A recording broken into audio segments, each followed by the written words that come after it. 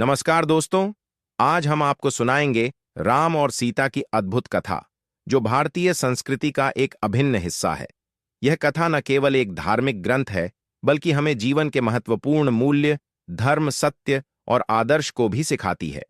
रामायण की शुरुआत होती है अयोध्या के राजा दशरथ के घर से। राजा दशरथ अपनी 3 रानियों कौशल्या, कैकेयी और सुमित्रा के साथ एक सुखमय जीवन जी रहे थे। हालांकि दशरथ के जीवन में एक दुख था, उनके पास संतान नहीं थी। राजा दशरथ ने महर्षि ऋषि के कहने पर यज्ञ किया, जिससे उन्हें 4 पुत्रों का आशीर्वाद मिला। राम, भरत, लक्ष्मण और शत्रुघ्न राम का विवाह बहुत ही प्रसिद्ध और अद्भुत था।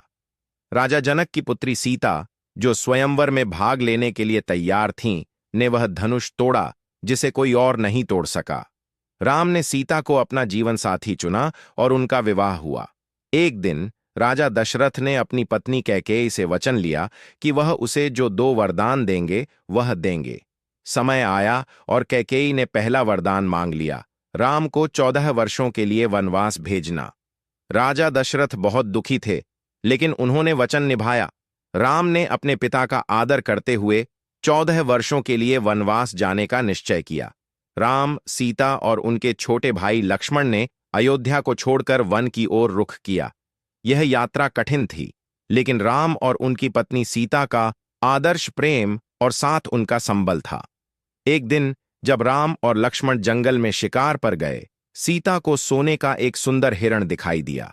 सीता ने उस हिरण को पकड़ने के लिए राम से आग्रह किया।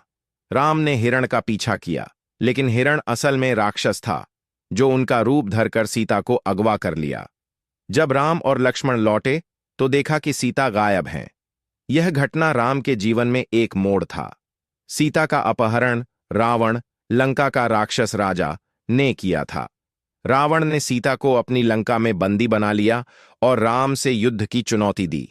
राम ने इस युद्ध में सीता की रक्षा के लिए अपनी पूरी शक्ति लगा दी।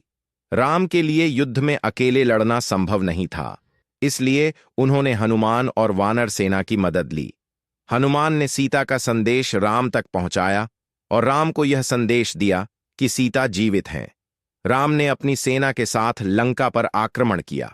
लंबा और भयंकर युद्ध चला, लेकिन अंत में राम ने रावण को मार डाला और सीता को मुक्त किया।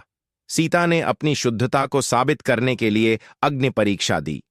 वह आग में कूद पड़ीं, लेकिन आग ने उन्हें पूरी तरह से सुरक्षित रखा, यह सिद्ध करते हुए कि वह निःसंदेह पवित्र और शुद्ध थीं।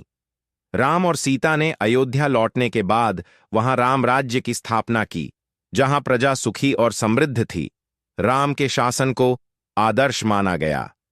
कुछ समय बाद सीता पर समाज द्वारा लगाए गए आरोपों के कारण राम ने उन्हें वनवास भेज दिया।